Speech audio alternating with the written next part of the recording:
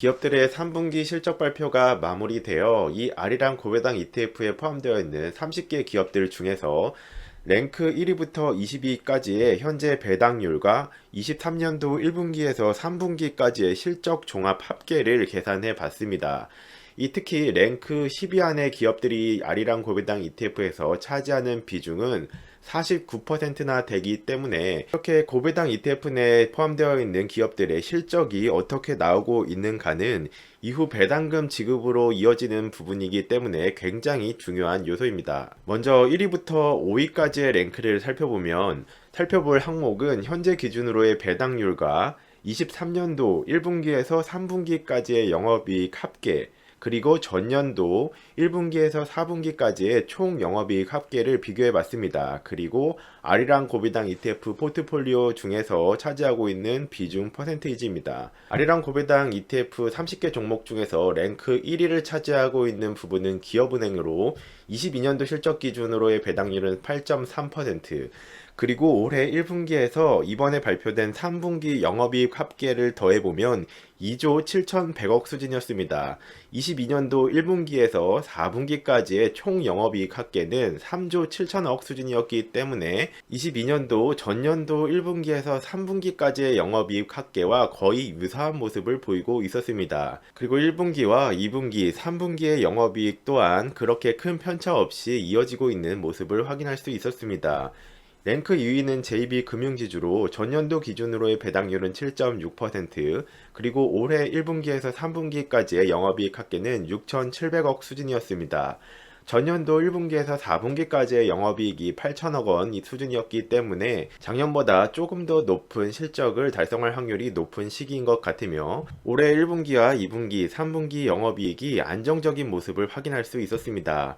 3위는 KB금융으로 전년도 기준의 배당률은 5.5%, 그리고 1분기에서 3분기까지의 영업이익 합계가 6조 500억 수준으로 전년도의 1분기에서 4분기까지의 영업이익이 5조 6천억 원이었는데 1분기에서 3분기 만에 전년도 영업이익을 훨씬 초과 달성하고 있는 모습이 굉장히 특이한 상황인 것 같습니다. 1분기에서 3분기 영업이익 모두 괜찮은 실적들을 보여주고 있기 때문에 4분기 실적 발표가 나오면 통상적으로 25% 정도의 배당 성향을 보여주는 금융산업 특성상 배당률이 많이 인상될 것으로 예상됩니다. 4위는 우리금융지주로 전년도의 배당률이 굉장히 높은 9.2% 수준이었으며 영업이익은 전년도에 4조 4천억 수준이었는데 1, 3분기에 3조 2천억 수준을 하고 있기 때문에 거의 유사한 흐름을 보이고 있는 상태입니다. 랭크 5위는 DGB금융지주로 전년도 배당률은 8%, 22년도 영업이익 합계는 6천억 수준이었는데 23년도 1, 3분기 만에 5,600억을 했기 때문에 역시나 4분기 실적 발표가 되면은 배당률이 인상될 확률이 굉장히 높은 상태입니다. 6위는 하나금융지주로 전년도 배당률은 8.2%, 22년도 영업이익 합계는 4조 7천억 수준이었는데 1, 3분기 만에 4조 200억 수준의 영업이익을 달성하고 있기 때문에 역시나 4분기 실적 발표가 나오면 분기 배당 정책도 발표하였는데 굉장히 높은 수준의 배당금을 지급할 것으로 예상되고 있습니다.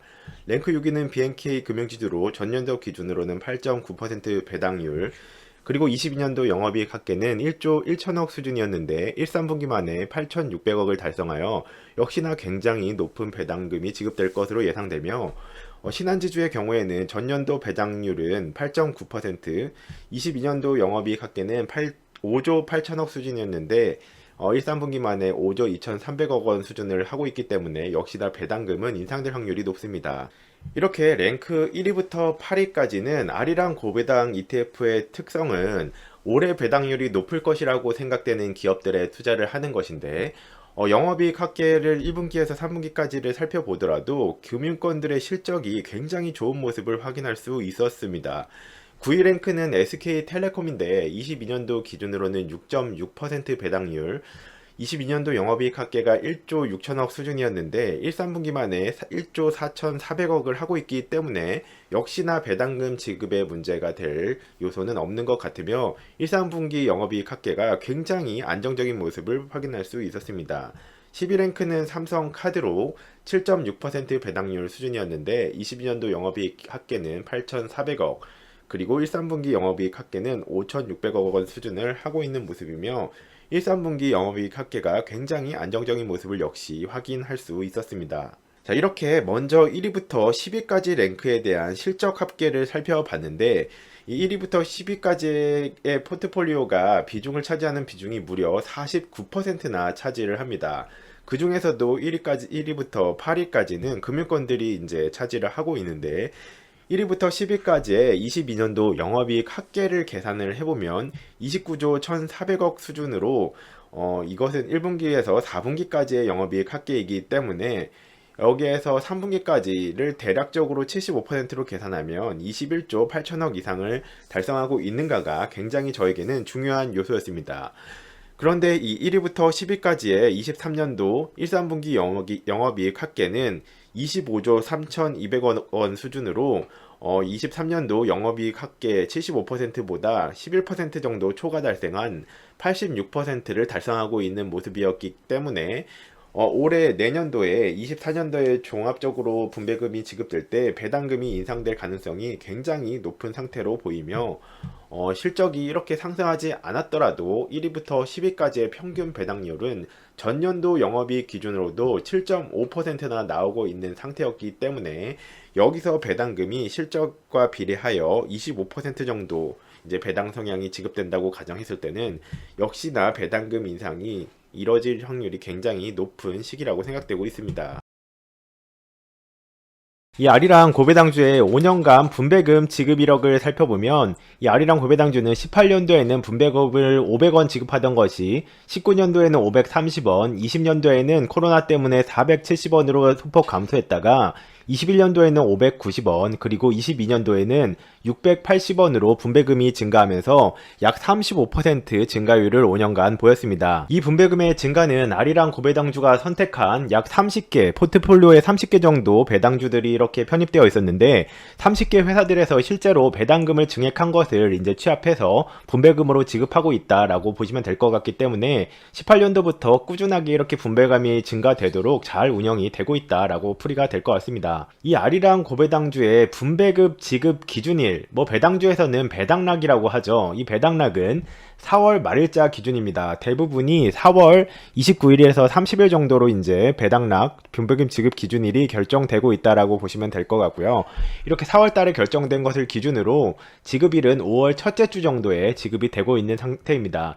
이는 대부분의 고배당주들이 4월 달에 배당금을 지급을 하고 있기 때문에 포트폴리오에 포함된 30개 회사들로부터 이 아리랑 고배당주 ETF사가 4월 달에 배당금을 지급받고 취합을 해서 5월 달에 분배금을 통합적으로 지급하고 있다라고 해석을 할 수 있을 것 같습니다. 자, 이번에 미래의 분배금은 어떤 모습일까요? 이렇게 마시멜로 모으기, 달콤한 지출을 줄여가면서 꼬박꼬박 배당주나 이렇게 투자를 하고 계신 분들에게 미래에 5년 뒤, 10년 뒤에 어떤 일이 일어날지를 구체적으로 계산해 보는 것은 굉장히 중요하다고 생각됩니다. 이 아리랑 고배당주의 분배금 상승률은 앞서서 살펴본 대로 18년도에 500원이 지급되던 것이 22년도에는 680원이 지급되면서 약 35% 증가율을 보였습니다. 연평균 분배금 상승률은 연평균적으로 보수적으로 6%를 적용하며 연평균 주가 상승률은 2%를 적용했습니다. 이것은 실제 지난 5년간의 상승률 정도를 보수적으로 반영했다라고 보시면 될 것 같습니다. 자, 이 아리랑 고배당주를 1억 원어치 정도 모았다고 가정해봤을 때 미래에 어떤 일이 일어날지를 계산해 볼 텐데 현재 이 ETF의 한 주당 주가는 11,700원으로 구매를 하게 되면 주식 수량은 8,547주를 보유할 수 있는 게 됩니다. 여기에 곱하기 한 주당 분배금이었던 680원을 대입해보면 581만원이라는 배당금이 이제 계좌에 배당금으로 분배금으로 입금이 되게 될 것입니다. 그렇다면 1년 뒤에는 이 분배금이 적립이 되셔서 원금은 1억 581만원이 되겠죠. 이 581만원을 어디 쓸 게 아니라 재투자를 할 것이기 때문에 1년 뒤에 주가가 약 2% 정도 올랐다고 가정하면 11,900원에 581만원어치를 더 구매하게 되면 주식 수량은 8,547주였던 것이 9,035주로 불어나게 될 것입니다. 그리고 1년 뒤에도 이렇게 꾸준하게 연평균 배당금 상승률이었던 보수적으로 계산해서 6%를 대입을 하게 된다면 내년도에는 분배금이 720원 정도로 40원 정도 증액이 될 수 있을 것이기 때문에 그렇다면 9,035주 곱하기 이제 주당 배당금인 720원을 대입을 하면 1년 뒤에는 분배금으로 651만원 원을 수령할 수 있게 됩니다. 이렇게 계산을 해보면 이게 주식인데 그래도 1억 원을 투자해서 1년 뒤에 원금이 1억 581만 원이다. 이렇게 계산해보면 사실 굉장히 메리트가 없게 느껴질 수가 있습니다. 실제로 저 같은 경우에도 뭐 적금을 5.6%짜리를 이렇게 뭐 3년 단위로 잡아놓은 것도 있고, 예금도 5%에서 6%대로 저축은행들의 예금을 잡아놓은 것도 있고, 지금도 뭐 금리가 4% 넘는 뭐 예적금 상품들도 가입을 할 수 있는 것들이 있기 때문에 사실 주식을 하면서 마음고생하면서 5.8% 수익률은 굉장히 애매한 수익률이죠. 배당금 상승률도 뭐 680원에서 40원 늘어난 것은 체감이 별로 되지 않습니다. 그런데 이것이 시간이 이렇게 1년 뒤와 2년 뒤를 보더라도 2년 뒤에 뭐 12% 수익률은 별게 아니죠. 그런데 시간이 쭉쭉쭉쭉 흘러가서 이것의 곱셈의 영역이 이제 적용이 돼서 복리로 계산이 되면 5년 뒤부터는 굉장히 재밌는 일이 일어나기 시작합니다.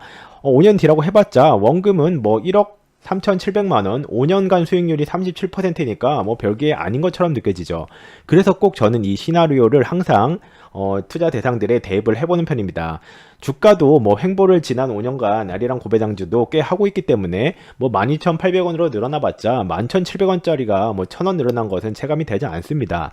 재밌게 눈여겨봐야 될 것은 이 주식 수량 부분인데, 8,547주였던 주식 수량이 이렇게 분배금만을 계속 재투자를 하더라도 5년 뒤에는 무려 11,551주로 불어나게 됩니다. 그리고 이것을 곱하기, 이게 덧셈의 영역이 아니라 곱셈 복리의 영역이, 이게 굉장히 신기한 영역인데, 주당 연평균 배당금이 이제 상승을 해서 분배금이 상승을 해서 680원이었던 것이 한 주당 910원의 분배금으로 5년 뒤에 증가를 하는 시나리오가 나오게 되고, 이것을 곱해보면 신기한 일이 발생을 하는데, 연 배당금이 1,051만 원으로 껑충 이렇게 상승한 모습을 확인할 수가 있습니다. 이것은 복리의 기적으로 사람이 절대로 암산으로 이 곱셈 복리의 영역은 계산을 해내지 못합니다. 그리고 더 신기한 것은 뭐 20년, 30년 뒤의 얘기가 아니라 10년까지만 흘러도 원금을 바라봤을 때는 이게 아무리 네이버 예적금 계산기에서 뭐 복리 수식 계산해봤자 이 배당금 시나리오에서는 이것을 볼 수가 없습니다. 원금은 2억 500만원 수준으로 증가를 했죠. 별로 체감되지 않습니다. 이 10년 단위로는 물가도 2배가 오르는데 원금이 2배 올라서 2억 정도 됐다? 이것은 별 메리트가 느껴지지 않죠. 주가에서는, 주식 영역에서는 마음고생도 많이 하고 실패할 확률도 존재하는 리스크가 있는데 그렇게 대단한 수익률이 아닙니다. 그런데 또다시 주식 수량을 보면 재미있는데 8,500주였던 것이 약 16,500주로 증가를 하게 됩니다. 그리고 주당 분배금이 680원에서 1210원으로 10년간 2배도 오르지 않은 것은 사실 굉장히 보수적인 시나리오입니다. 16,500주의 주식 수량 곱하기 1210원의 분배금을 곱하면 배당금은 무려 2천만원으로 증가를 껑충 하게 됩니다. 그리고 이 시나리오가 사실 15년 뒤, 20년 뒤에서는 훨씬 더 비현실적인 수치가 나오는데, 그것은 좀 논란의 요지가 있기 때문에 공개를 아직 하지는 않고 있습니다. 이렇게 보시면 뭐 10년 뒤에 물론 물가가 2배가 돼서 실제로는 1,000만원 정도로 소비력이 감소를 하겠지만 예금과 적금과는 굉장한 차이점이 있다라고 해석을 할 수 있을 것 같습니다. 예를 들면은 예금의 금리나 적금의 금리가 고금리가 유지돼서 5%가 유지가 된다고 해도 이 원금 자체는 10년 뒤에도 1억 원일 것입니다. 그리고 고금리가 유지될 확률도 거의 없겠지만 뭐 5%가 유지된다고 해도 예금 이자는 계속해서 500만 원이겠죠. 그런데 원금이, 이런 투자는 2억 500으로 어쨌든 증가도 하고 분배금도 알아서 매년 성장을 해주는 것이기 때문에 예금이나 적금과는 정말 굉장한 차이점이 있습니다. 이 시나리오를 보고 어떤 분들은 놀라셨을 텐데요. 와, 나도 배당주 투자를 해야겠다, 저런 배당 ETF 투자를 해야겠다, 이렇게 마음을 먹으시더라도 가장 큰 단점이자 주의할 점들이 있는데, 이렇게 그래프로 해서 눈으로 시각화해서 보더라도 첫 해와 2년 뒤까지도 이게 별로 전혀 체감이 되지 않는 수준인데 엄청난 거북이 같아 보이죠. 느림표 같아 보이고, 첫 해에도 뭐 5%가 고작 넘는 수익률, 이럴 바에는 예적금 특판하는 게 낫지 않나 이런 생각이 들기도 하고요. 주가가 뭐 마이너스 10%나 20%를 주식이라는 이름이 붙어 있으면 갈 수 있기 때문이죠. 그리고 무려 1년이라고 하면은 금방 올 것 같지만, 투자를 하신 분들은 아시겠지만 1년이라는 기간이 그렇게 짧은 시간이 아닙니다. 이 기간에 빅 이슈들이 생기면서 막 주가가 엄청나게 등락을 보일 수도 있기 때문이죠. 그렇게 해서 겨우겨우 12개월을 기다렸는데도 뭐 5% 조금 더 높은 분배금으로 상승을 하고, 막 남들은 뭐 몇십 프로 수익률을 먹었다고 하는 구간들이 2년 사이에는 분명히 있을 것입니다. 다른 주식들을 하면. 근데 2년을 기다렸는데도 뭐 10%도 아니고 7% 분배금 받고 3년을 기다렸는데도 뭐 7.5%, 8% 분배금 받고 이러면 사실 이런 투자의 복리와 시간이 결합이 돼야 되는데 시간이라는 부분을 기다리기가 정말 본능적으로 사람은 어렵습니다. 이렇게 5년간 가만히 분배감을 하나도 안 까먹고 재투자를 하면서 가만히 5년을 기다려줘야 하는데 그래야 이렇게 분배금이 1,000만 원으로 시간과 복리가 만나서 이렇게 두 배로 껑충 상승하는 것을 결실을 맺을 수가 있는데 이것을 달성하는 투자자가 정말 드물다고 합니다. 그리고 10년을 기다렸을 때는 무려 2천만 원이라는 분배금으로 껑충 4배 가까이 증가를 하는 이런 시간과 복리의 마법을 만나게 되지만 생각보다 뭐 1년, 10년, 10년은커녕 1년이나 2년을 기다리기도 정작 실전에서는 굉장한 난이도를 발휘합니다. 뭐 10년 뒤 물가 상승률 2배를 가정하더라도 1,000만 원 정도의 자본소득이나 소비력 이것은 꾸준히 공부하고 연구를 해볼 필요가 충분히 있다고 저는 생각을 하고 있습니다. 그리고 이것은 앞서 말씀드린 것처럼 저는 15년이나 20년 단위로도 시나리오 계산을 해본고 있는데 정말 너무나 비현실적인 수치가 나옵니다. 이것은 아인슈타인도 말한 복리의 마법이자 그리고 실제로 워렌 버핏 또한 뭐 아주 대단한 수익률은 아님에도 시간에 의해서 부자가 됐다는 이제 뭐 통계 자료들이 많이 있는 것 같습니다. 이 ETF 투자의 최대 장점을 좀 말씀드리면 비과세로 운영이 가능하다라는 말인데 그 세금 15.4% 그거 낸다고 뭐 그렇게 차이가 있겠어? 라고 생각을 할 수도 있는데 이런 작은 차이와 시간이 결합됐을 때 엄청난 차이를 발생시킵니다. 배당금은 기본적으로 15.4%의 세금을 납부해야 하는데요. 하지만 세금을 완전히 면제를 받아서 비과세로 운영을 하는 방법이 이 배당 ETF에는 존재를 합니다. 6% 배당주의 경우 세후 배당률이 얼마나 되겠어 라고 하는데 실제로는 5% 정도로 감소합니다. 반대로 분배금이 이 아리랑 ETF의 경우에는 5.5% 정도인데 별로 안 되는 것 같죠. 요새 배당금이 워낙 높기 때문에. 하지만 아리랑 고배당주를 이 IRP나 연금저축계좌에서 실제로 55세까지 비과세 적용을 받으면 실제로는 6.5% 수준의 분배금을 받게 됩니다. 그리고 이를 재투자하면서 굴려갈 수 있게 되는 것이죠. IRP 계좌와 연금저축 계좌를 저는 실제로 활용을 해서 투자를 하고 있고요. 55세까지 비과세로 스노볼 굴리기를 할 수 있습니다. 그리고 덤으로 연간 900만원까지 세액공제를 받을 수 있죠. 납부한 세금만 있으면 세액공제 확정소득으로 16.5%까지의 금액을 연말정산 때 환급받아서 또다시 배당주를 사는 투자를 할 수도 있습니다. 이 부분에 대해서 단점이 많이 있다고 생각을 하시는데 정말 급한 돈이 필요해졌을 때 못 빼잖아 이런 의견들이실 텐데 이것 또한 사실은 세액공제를 받았던 금액을 되돌려주면서 활용할 수는 있습니다. 너무 급한 일이 생겼을 때는 어쩔 수 있나요? 이 좋은 제도 활용하다가 너무 급한 일이 생겼을 때는 받았던 세액공제 돌려주고 뭐 써야 되는 경우들이 있을 수는 있겠죠. 또한 23년도에 노후 장려를 위해서 IRP와 연금저축 관련 사항들도 지속해서 좀 업데이트로 개선되고 있는 중입니다. 예를 들어서 55세 이후에 1,200만원 이상 연금 수령하면은 세금 폭탄 맞는다. 이런 것이 정말 22년도까지는 맞았거든요. 실제로 이런 관련된 기사들이 그렇게 많이 정리돼서 나오는 것이 잘 없습니다. 기존에는 실제로 종합소득으로 부과되는 영역이 있었는데 기타 소득이 있으신 분들은 엄청난 세율을 때려 맞을 가능성이 실제로 있었거든요. 하지만 변경되면서 이 부분 또한 분리과세로 변경이 되었습니다. 이 부분은 좀 상세 조건을 정리하는 데 시간이 걸려서 다른 영상에서 한번 준비를 하도록 하겠습니다. 아마 그리고 앞으로도 노후 장려 정책은 계속해서 개선이 되고 있기 때문에 점점 좋아지면 좋아졌지 안 좋은 쪽으로 가지는 않을 것이라고 전 예상을 하고 있습니다. 제가 이 배당 ETF를 병행 투자 중인 이유를 좀 말씀을 드리면 저는 개별 배당 투자도 아주 좋아하지만 상당 비중은 좋은 전문 기관을 찾아보면서 투자를 맡기는 것도 좋아합니다. 이것을 사업 영역에서는 위임이라고 하죠. 이유는 애초에 저 같은 개인이 혼자서 개별 주식 분석에 갈아 넣을 수 있는 시간 자체가 그렇게 많지는 사실 않습니다. 지수형 또는 그리고 전문가들의 집단보다도 저 일개 개인이 더 잘할 확률이 통계적으로 아주 좋게 봐줘도 10%가 채 되지 않는다는 점. 물론 저도 과거로 돌아갈수록 욕심이 좀 과해서 개별 주식을 한 개를 콕 집어와서 가장 좋은 성과를 내가 내보겠어. 이런 마인드가 강했고 사실 지금도 이것을 완전히 버리지는 못하고 있습니다. 그런데 이 투자를 한 해 한 해 더해 갈수록 물론 다행히 실적이 좀 제가 괜찮은 편이기는 했지만 그것을 위해서 갈아 넣어야 하는 시간이 존재하죠. 상당한 공부를 해야 되고 정보 수집을 해야 되고 반복되는 정보 수집과 생각 시간의 정리 등 한정된 시간을 어찌 되었건 돈을 좀 수익률을 더 벌기 위해서 써야 한다라는 측면은 자본 소득을 통해서 경제적이고 시간적 자유를 얻겠다고 하는 저에게 약간 모순된 점이 존재하기도 합니다.